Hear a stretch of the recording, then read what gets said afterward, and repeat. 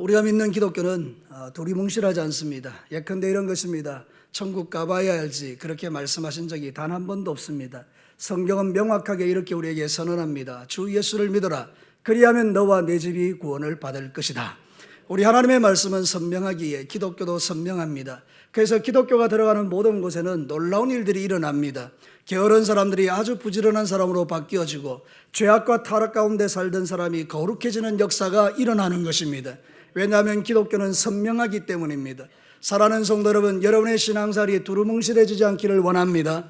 하나님 앞에 명확해지기를 원합니다. 하나님이 하라 하는 것은 하고 하지 말라는 것은 하지 않는 것, 그것이 바로 우리의 신앙의 가치 기준인 것입니다. 사랑하는 성도 여러분, 오늘 이 성경 본문은 우리에게 부모에 대해서 어떤 삶을 살아가야 될 것인가를 가르치는 말씀입니다. 하나님은 부모를 섬기는 일을 외면하지 않으십니다. 당신 자체가 우리의 아버지가 되시기 때문입니다. 그래서 오늘 이 말씀을 들으시고 먼저는 우리의 육신의 부모님에게 어떻게 할 것인가를 도전받고, 더하여서 육신의 부모님이 다 세상을 떠난 분들은 주변에 있는 어르신들에게 우리가 어떻게 대접할까, 그것을 고민하기를 바라시고, 그리고 마지막으로 우리 모두가 하나님 앞에서 자녀된 자로서 우리 아버지를 어떻게 섬길 것인가, 하나님을 어떻게 섬길 것인가에 대한 도전이 있는 아름다운 시간 되기를 축복합니다. 사랑하는 성도로, 오늘 성경 본문은 주께서 우리에게 말씀하시기를 명확하게 내 부모를 공경하라, 그리하면 내가 땅에서 잘되고 장수할 것이라고 약속해 주시는 말씀입니다. 여러분이 아는 것처럼 십계명은 10가지 계명으로 되어 있는데 그 중에 4가지는 하나님을 향한 것이지만 나머지는 사람과의 관계에 있어서 제일 첫 번째로 주어진 그 계명이 약속 있는 첫 계명인 것입니다. 그것이 바로 내 부모를 공경하면 네가 땅에서 잘되고 장수한다는 약속이 있는 말씀이라 그것입니다. 사랑하는 성도 여러분, 하나님은 이 말씀 속에 분명히 약속해 두셨습니다. 뭘 약속한 것입니까? 부모를 잘 섬기면 하나님의 복이 임한다라는 것입니다. 사랑하는 성도 여러분, 우리가 5월 이달이 되면 늘 마음에 이렇게 부족한 점이 있습니다. 나는 부모님을 잘 섬기지 못해. 여러분, 그렇게 정죄받지 마시기를 바랍니다. 우리는 매일의 삶 속에서 지나간 과거는 잊어버리고 다가올 미래의 하나님 앞에 내가 어떻게 삶을 살아갈 것인가 결단하고 또다시 여러분의 마음을 일으켜서 하나님 앞에서 부모님을 잘 섬기면 되는 것입니다. 사랑하는 성도 여러분, 이 말씀 속에 담겨있는 하나님의 메시지는 무엇일까요? 첫 번째, 부모 공경은 결코 손해보지 않는 축복으로 가는 길이라는 것입니다. 저를 따라서 한번 합시다. 부모 공경은 결코 손해보지 않는 축복으로 가는 길이다. 사랑하는 성도 여러분, 바울이 에베소 교회에 보낸 편지에서 십계명을 인용하여 이야기하는 것입니다. 이 약속은 정말로 하나님이 우리에게 복을 주시기 위한 약속이다. 그러므로 내 부모를 잘 섬겨라, 이렇게 말하는 것입니다. 여기서 장수한다는 말을 모르는 사람은 아무도 없습니다. 오래 건강하게 사신다는 뜻입니다. 근데 잘 된다라는 말은 약간 좀 다른 의미도 있습니다. 좋게 된다, 번영한다, 형통케 된다, 이런 말씀입니다. 사랑하는 성도 여러분, 부모를 잘 섬기면 모든 것이 좋게 된다라는 것입니다. 놀라운 일이 일어나고 있습니다. 좋게 된다 그러는데 아무도 응답을 하지 않습니다. 여러분, 부모님을 잘 섬기면 좋게 됩니다. 번영하게 됩니다. 형통하게 됩니다. 할렐루야. 우리 하나님이 이런 약속을 지금 말씀을 통해서 우리에게 하고 있는 것입니다. 성경 말씀은 우리에게 풍성한 복을 약속합니다. 우리 하나님은 거짓말하는 분이 아니기 때문에 하나님에게는 부도수표라는 것이 없습니다. 혹시 여기 사업하시는 분들이 있습니까? 부도수표는 아무런 가치가 없습니다. 그것은 거짓말입니다. 근데 여러분, 진짜 수표는 은행에 가서 내면 돈이 나오는 것입니다. 하나님은 부도수표를 남발하는 분이 아닙니다. 하나님은 당신이 말한 것은 반드시 지키시는 분인 줄로 믿습니다. 그럼 오늘 이 에베소서 6장 1절과 3절의 말씀은 우리가 그대로 시행하기만 하면 이 일이 우리에게 일어나는 줄로 믿습니다. 사랑하는 성도는 그런 측면에서 다시 한번 말씀을 봅시다. 6장 1절과 3절까지 한번 보겠습니다. 자녀들아, 주 안에서 너희 부모에게 순종하라, 이것이 옳으니라. 그러면 여러분이 읽으시기 바랍니다. 시작. 내 아버지와 어머니를 공경하라, 이것은 약속 있는 첫 계명이니 이로써 네가 잘되고 땅에서 장수하리라. 이 말씀이 하나님의 말씀임을 믿으십니까? 이 말씀이 하나님의 말씀임을 확신하십니까? 그러면 이 말씀대로 살면 이 말씀은 그대로 이루어지는 것입니다. 왜냐하면 민수기 23장 19절과 20절을 보십시오. 우리 다 같이 한번 읽겠습니다. 시작. 하나님은 사람이 아니시니 거짓말을 하지 않으시고 인생이 아니시니 후회가 없으시도다. 어찌 그 말씀하신 바를 행하지 않으시며 하신 말씀을 실행하지 않으시랴. 할렐루야. 사랑하는 성도 여러분, 하나님은 거짓말하는 분이 아닙니다. 말씀이 그렇다면 그런 것입니다. 그래서 말씀에 약속하신 이것을 우리는 누려야 되는 것입니다. 하나님이 왜 이런 말씀을 우리에게 주신 것입니까? 소극적인 이유에서는 우리가 망하지 않으려고 주신 말씀입니다. 우리는 본질적으로 악하기 때문에 부모를 잘 섬기기보다는 유대인들처럼 고르반 하나님께 드림이 되었다 그래놓고 부모를 섬기지 않는 악한 마음이 우리에게 본질적으로 있습니다. 하나님은 부모를 섬기지 않는 자에게 저주하시겠다고 말씀하셨습니다. 그러니까 하나님은 우리가 저주받지 않기를 원하시는 거예요. 그래서 소극적으로는 너희들 부모를 공경 안 하면 잘 안 돼. 그러니까 부모를 공경해. 나는 너희들을 멸망시키기를 원하지 않아. 이게 첫 번째 아버지의 마음입니다. 근데 두 번째, 적극적으로는 그걸 훨씬 뛰어넘어서 하나님은 진짜 우리가 복을 받기를 원하시는 것입니다. 사랑하는 성도 여러분, 우리를 신앙생활 할 때 소극적으로 하시면 안 됩니다. 여러분이 소극적으로 신앙생활 한다는 말은 뭔가 하면 지옥 갈까 봐 두려워서, 아니면 여러분들이 하나님께 벌 받을까 봐 두려워서 그렇게 신앙생활하는 것을 소극적으로 한다 그렇게 말하는 것입니다. 소극적 신앙생활에는 기쁨이 없습니다. 주일도 억지로 지키는 것입니다. 주일날 혹시 밖에 놀러 갔다가 교통사고 나서 죽을까 봐, 주일날 딴짓하다가 하나님께 망할까 봐, 이 소극적 신앙생활입니다. 그러니까 교회에 와 있어도 별로 마음이 안 편한 것입니다. 자꾸 마음은 다른 데 달아나는 것입니다. 소극적 신앙을 가지고는 믿음의 성숙을 이룰 수 없습니다. 근데 적극적 신앙이 있습니다. 오 주님, 거룩한 주일을 지키면 내게 주시는 은혜가 있는 줄 나는 믿습니다.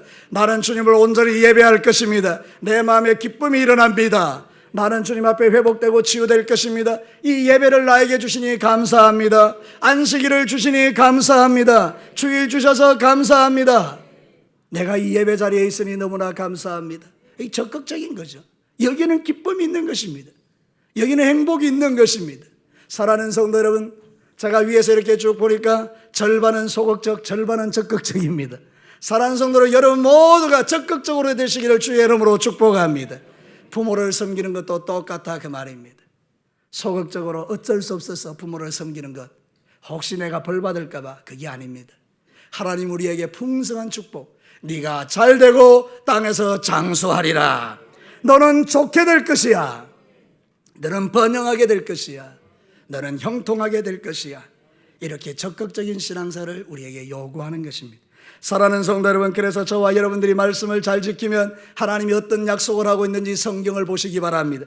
신명기 30장 8절에서 9절 말씀입니다. 조금 길기는 하지만 우리 같이 읽어보겠습니다. 시작. 너는 돌아와 다시 여호와의 말씀을 청종하고 내가 오늘 내게 명령하는 그 모든 명령을 행할 것이라.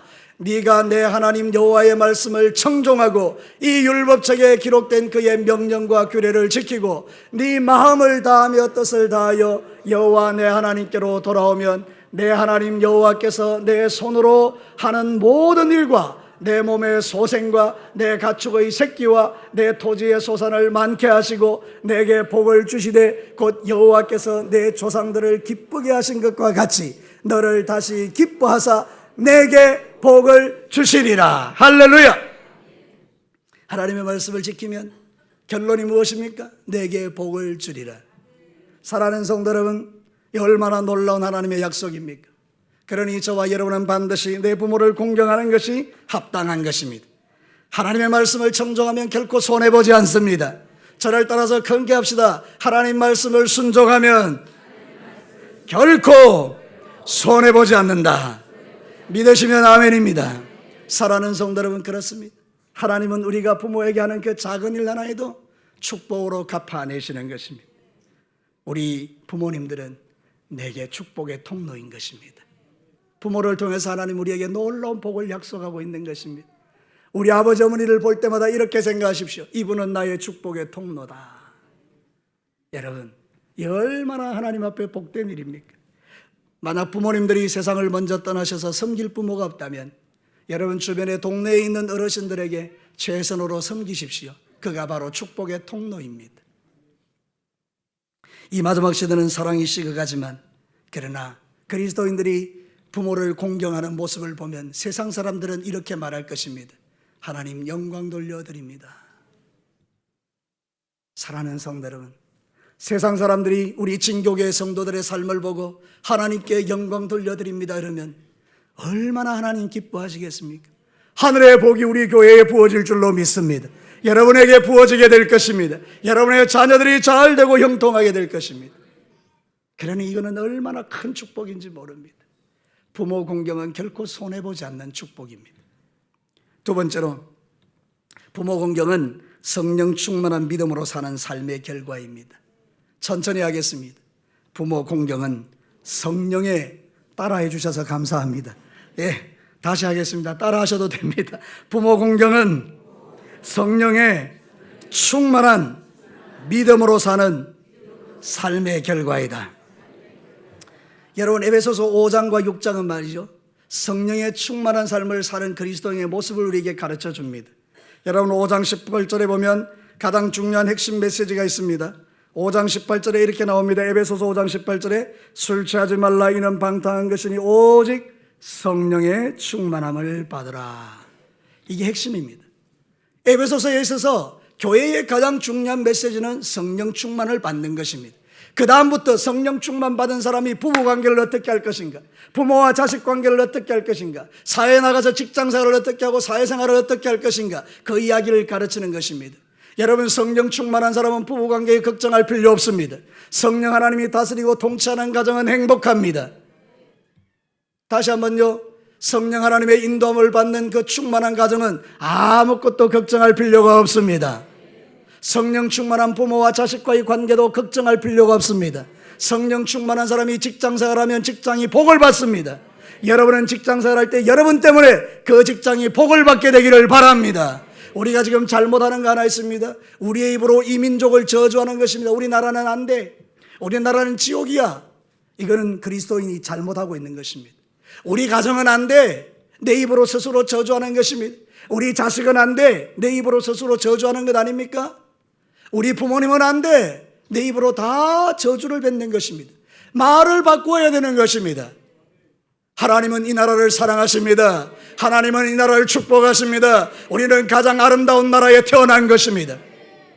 우리의 가정은 복된 나라입니다. 우리의 가정은 복된 하나님의 나라입니다. 우리 가정은 복받을 집안입니다. 우리의 자녀들은 잘되고 형통할 것입니다. 우리의 부모님은 최고의 선물입니다. 나는 우리 부모님이 내게 살아계신 것이 하나님께 가장 감사합니다. 할렐루야! 이 고백을 누가 들으십니까? 하나님이 들으십니다.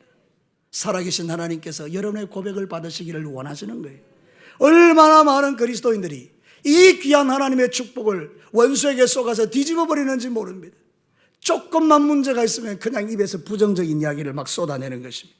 사랑하는 성도 여러분, 성령 충만하면 이게 사라지는 것입니다.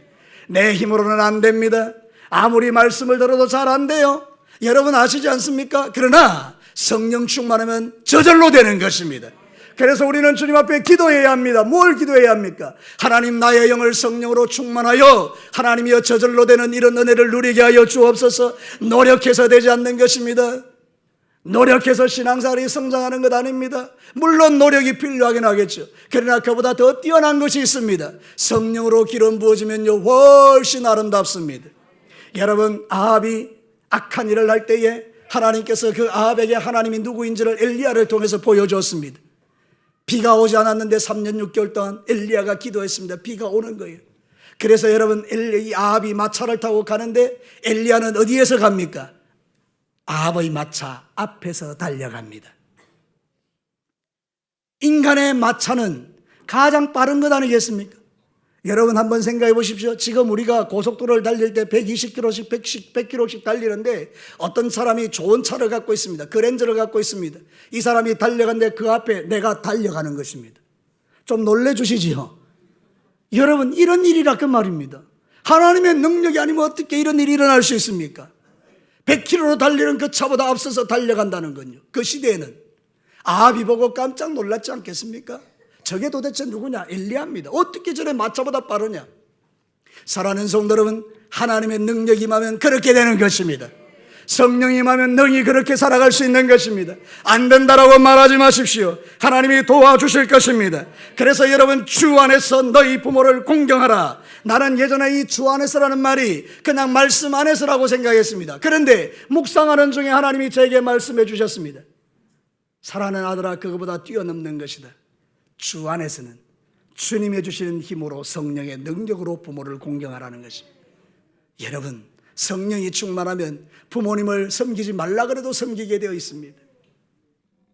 스가랴 4장 6절 말씀하시지요. 우리 다 같이 읽어보겠습니다. 시작. 그가 내게 대답하여 이르시되 여호와께서 스룹바벨에게 하신 말씀이 이러하니라. 만군의 여호와께서 말씀하시되 이는 힘으로 되지 아니하고 능력으로 되지 아니하고 오직 나의 영으로 되느니라. 할렐루야. 성령으로 된다는 게, 성령으로. 사랑하는 성도들, 이 놀라우신 성령의 역사를 여러분들이 왜 마음에 간직하고 그 성령을 구하며 살지 않습니까? 하나님이 주신 이 최고의 선물을 누리셔야 된다는 거예요. 기도하면서 주님, 나를 성령으로 충만케 하옵소서. 그래서 내 부모를 섬기는 게 어려움이 아니라 기쁨이 되게 하여 주옵소서. 사랑하는 성도 여러분, 부모를 공경하는 것은 윤리와 도덕을 뛰어넘는 것입니다. 세상에도요, 부모 공경하라고 합니다. 불교에도 하고 다 합니다. 부모 공경하라고. 근데 여러분, 그거보다 뛰어넘는 게 있습니다. 기독교는 성령의 능력으로 하는 것입니다. 부모 공경이 잘 안 됩니까? 우리 사랑하는 여성 동지 여러분, 이런 말씀 드리기가 쉽진 않지만 시자만 들어도 몸이 떨리십니까? 여러분, 그거 다 세상 이야기입니다. 목사님은 남자니까 그러죠. 여러분, 그럴 수도 있겠습니다. 그런데 여러분, 성령으로 충만하면 그 시자가 나에게 축복이 되는 것입니다. 그 시어머니가 나에게 하나님의 통로가 되는 것입니다. 부모에게 잘하시기를 바랍니다. 11조를 하나님에게 드리지만, 그러나 또 10분의 1을 떼어서 사랑하는 부모님을 공경 한번 해보시죠. 놀라운 일들이 일어납니다. 저는 언젠가 이 사실을 깨닫고 나서 우리 아내가 그런 말을 했습니다. 이제 우리가 10분의 1 하나님께 드리고 또 10분의 1을 떼어서 11조는 아니지만 부모님을 공경합시다. 그래서 우리 어머니에게 제가 받는 사례의 10분의 1을 떼서 그게 드립니다. 어머니한테. 여러분, 이거 아십니까? 제가 부모가 되어 보니까 자식이 저한테 주는 돈이 불편해요. 걔가 힘들게 땀 흘리고 벌었던 그 돈을 내가 받는 게 불편해요. 그래서 걔가 주는 돈보다 훨씬 많게 내가 그 아이에게 줄 수 있습니다. 맞습니까? 여러분, 자식의 돈을 그냥 꿀꺽하는 부모는 아무도 없습니다. 자식이 50만 원을 주면 100만 원을 돌려주고 싶은 게 부모의 마음입니다. 제가 우리 어머니에게 그걸 다 드린 것입니다. 어머니는 그 돈을 다 모은 것입니다. 그리고 시마다 때마다 자식들 대학 들어갈 때 돈을 주기도 하고요. 얼마 전에 제가 몸이 나쁘다 그러니까 여러분, 뛰는 기계하고 이런 어떤 의료기구를 저한테 보내주신 거예요. 전 참 놀라워요. 여러분, 부모를 공경해서 손해볼 일은 전혀 없습니다. 이 모든 것은 사람의 힘으로 되는 게 아니고 성령의 능력으로, 기쁨으로 가능하다, 그 말입니다. 여러분의 삶 가운데서 정말 주님을 사랑하신다면 여러분, 성령 충만함으로 부모를 잘 섬기시게 되기를 바랍니다. 잠언 23장 24절에서 25절을 보십시오. 우리 다 같이 한번 읽겠습니다. 시작. 의인의 아비는 크게 즐거울 것이요 지혜로운 자식을 낳은 자는 그로 말미암아 즐거울 것이니라. 내 부모를 즐겁게 하며 너를 낳은 어미를 기쁘게 하라. 기가 막힌 하나님의 말씀이에요. 우리 어머니 아버지를 근심되게 하지 말고 기쁘게 하라는 거예요. 사랑하는 성도 여러분, 하나님은 우리가 부모를 즐겁게 하여 부모의 얼굴에 미소가 띄게 하고 그 부모가 정말로 하나님께 감사하게 될 때 그 부모의 기도를 다 응답해 주시는 것입니다. 예를 들어서 이렇게 한번 생각해 봅시다. 부모님이 이렇게 기도하는 것입니다. 하나님, 내게 자식 하나 있는데 얼마나 속썩이는지요. 자식만 생각해도 마음이 아픕니다. 주님, 저 자식 때문에 내가 참 힘듭니다. 이렇게 기도하는 부모님이 있습니다. 근데 여러분, 어떤 부모님이 이렇게 기도합니다. 하나님, 웬 은혜요, 웬 사랑이요, 웬 복입니까? 내게 이런 좋은 자식을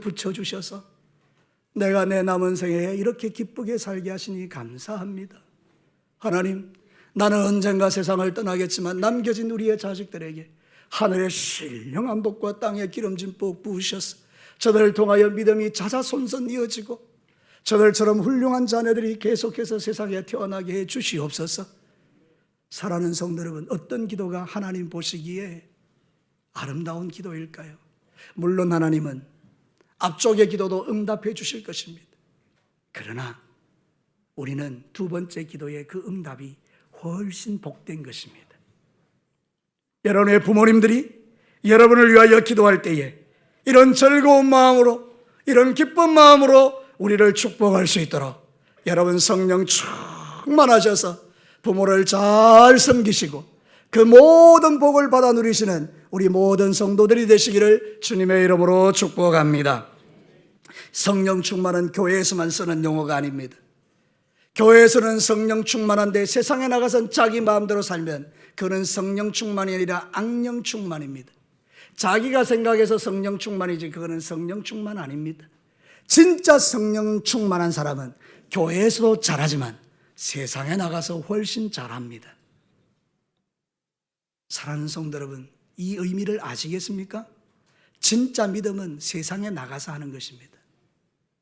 여러분의 삶을 가정에서 보이시고 여러분이 섬기는 직장에서, 사업장에서 보이십시오. 안 믿는 사람이 여러분의 부모 섬김을 축복하게 하십시오. 여러분, 어떤 장로님은, 어떤 중직자는 손님이 오면 집에 문을 가둬버린대요. 잠궈버린대요. 왜냐하면 자기 아버지 어머니 안 보여주려고. 실제로 그런 분이 있다 그래요. 우리 교회는 아니고요. 여러분, 이 얼마나 악한 행위입니까? 내 부모를 자랑스러워하지 않고 내 부모를 사람들에게 보이기 싫어서 문을 닫아놓고 가려놓는 것, 그것은 하나님 보시기에도 악한 것 아니겠습니까? 근데 여러분, 여러분의 부모님을 공경하시고 존경하시고 사랑하시고 내가 이런 부모님이 있음에 감사하십시오. 그 부모가 비록 여러분의 마음에 들지 않는다 할지라도 그 부모를 위하여 기도하는 것입니다. 그때 놀라운 일들이 우리 가정에 일어나는 것입니다. 마지막으로 부모 공경의 최대 수혜자는 바로 나 자신입니다. 이거는 너무 중요하니까 저를 따라서 합시다. 부모 공경의 최대 수혜자는 바로 나 자신이다. 저는요, 김자, 초자, 화자, 김초와 여사의 아들입니다. 그러나 동시에 저는 찬영이, 찬미, 찬주의 아버지입니다. 여러분, 제가 우리 어머니를 잘 섬기는 모습을 우리 자녀들이 보게 될 것입니다. 그러면 내가 언젠가 우리 어머니가 떠나고 내가 어머니의 위치가 되었을 때 우리 자식들은 내가 보고 배운 그대로 나에게 하게 될 것입니다. 결국 그러니 이 말이 무슨 말입니까? 부모를 공경하는 최대의 수혜자가 나라는 것입니다. 여러분이 지금 하고 있는 그 일은 여러분이 미래에 만날 일입니다. 여러분이 자식들 앞에서 부모를 멸시하고 천대하고 부모를 욕하고 저주하고 시어머니에 대해서 시아버지에 대해서 막 욕한 거, 그 나중에 여러분이 시아버지 되고 시어머니가 다 될 거 아닙니까? 그때 그것을 보고 든 그대로 여러분들이 받게 될 것입니다. 보고 배운 대로입니다. 여러분, 성경에는 3대 원리가 있습니다. 심은 대로 거둔다, 말한 대로 된다, 행한 대로 받는다. 제가 가르쳐 드렸죠? 기독교의 3가지 원리, 시작.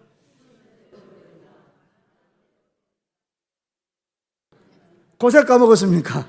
사랑하는 성도 여러분, 심은 대로 되고 말한 대로 되고 행한 대로 되는 것입니다. 여러분들은 부모님을 엉망으로 섬기며 여러분의 자식들이 여러분을 잘할 거라고 착각하는 것 어리석은 일입니다. 진짜 여러분들이 최대의 수혜자가 되기를 원한다면 여러분의 자녀들에게 가장 아름다운 부모의 공경의 모습을 보여드리는 것입니다. 그렇게 되기를 주의 이름으로 축복합니다. 하나님은 사랑의 하나님이시죠. 우리의 모든 죄와 허물을 다 덮어주시죠. 그런데 여러분, 아셔야 될 게 있습니다. 하나님은 공의로운 하나님이시기도 합니다. 하나님은 심판하시는 하나님이기도 하다, 그런 뜻입니다. 시편 98편 9절을 한번 보십시오. 다 같이 읽겠습니다. 시작. 그가 땅을 심판하러 임하실 것이미로다. 그가 의로 세계를 판단하시며 공평으로 그의 백성을 심판하시리로다. 하나님은요, 정확하신 분입니다. 우리가 부모님을 공경하면 하나님은 자연스럽게 우리의 삶을 통해서 우리의 자식들이 우리를 공경하게 할 것입니다. 우리가 부모를 멸시하면 자식들이 자연히 우리를 멸시하게 될 것입니다. 그러므로 부모 공경의 최대 수혜자는 나 자신인 것입니다. 여러분의 미래가 어떻게 되기를 원하십니까? 저는 기대하는 바가 우리 찬영이 찬미 찬주가 10분의 1을 저한테 주기를 원해요. 저는 우리 어머니 한 분만 드리면 나는 3배로 받는 것입니다. 할렐루야. 하나 더 나왔을 거를. 사랑하는 성도 여러분, 그것입니다. 우리가 하나님 앞에서 내가 잘하면 우리의 자녀들을 통해서 그 심은 것을 거두는 날이 오게 되는 것입니다. 갈라디아서 6장 7절과 9절을 한번 읽으시기를 바랍니다. 시작. 스스로 속이지 말라. 하나님은 업신여김을 받지 아니하시나니 사람이 무엇으로 심든지 그대로 거두리라. 자기의 육체를 위하여 심는 자는 육체로부터 썩어질 것 거두고 성령을 위하여 심는 자는 성령으로부터 영생을 거두리라. 우리가 선을 행하되 낙심하지 말지니 포기하지 않으면 때가 되면 거두리라. 때가 되면 거두는 것입니다. 우리는 종종 우선순위에 문제가 있습니다. 하나님, 제가 하나님께 충성할 것입니다. 그러나 지금은 아닙니다. 조금 있다가 할게요. 그래서 조금 있다가 하려고 하다 보니 기회를 놓쳐버렸어요. 물질이 있었는데 물질이 없어져 버렸어요. 건강이 있었는데 건강이 없어져 버렸어요. 능력이 있었는데 능력이 사라졌어요. 때가 늦은 것입니다. 하나님이 감동 주실 때 그때 하는 것입니다. 부모 공경도 마찬가지입니다. 하나님, 지금은 아닙니다. 지금은 내 자식 섬겨야 되고 내 자식 키워야 되고, 하나님 나는 물질도 없고 감동 주는 거 다 잃어버리면 나중에 하고 싶어도 못할 때가 오는 것입니다. 부모님이 세상 떠나버리면 우리는 주고 싶어도 못 주는 것입니다. 여러분, 세상 사람들의 가장 어리석은 효가 제사입니다. 제사는 죽은 부모를 섬기는 것인데 이들이 모르는 게 있습니다. 성경에 이렇게 말합니다. 제사는 귀신에게 하는 것이다. 부모가 그 재물을 받는 게 아닙니다. 마귀가 받는 것입니다. 명확하게 알아야 되는 것입니다. 죽은 부모를 섬길 길이 없습니다. 죽은 부모가 예수 믿으면 천국에 있는 것이고 예수 안 믿으면 지옥에서 고통받는 것입니다. 절대로 우리의 제사를 받으러 오지 못합니다. 기독교의 진리는 살아계신 부모님에게 잘하는 것입니다. 다시 한번 말씀드리겠습니다. 기독교의 효는 실제적입니다. 살아계실 때 잘하는 것입니다. 이 말씀이 여러분에게 찔림이 되고 이 말씀이 여러분에게 도전이 되거든 오늘부터 여러분의 삶의 우선순위를 바꾸시기를 바랍니다. 제일 먼저 하나님, 그 다음에는 부모님, 그 다음에는 자식입니다. 그것이 하나님께서 우리에게 세우는 영적 원리입니다. 여러분, 이제 말씀을 마치겠습니다. 부모 공경은 이 모양으로 저 모양으로 복받을 일입니다. 성경이 약속해 두셨기 때문입니다. 손해보지 않는 축복으로 가는 길이요, 성령 충만하면 저절로 되는 길이요, 최대의 수혜자는 바로 나 자신임이 부모 공경입니다. 우리 부모님들을 사랑으로 잘 섬기셔서 하늘의 신령한 복과 땅의 기름진 복이 우리 모두의 것이 되기를 주의 이름으로 축원합니다. 같이 한번 기도하겠습니다.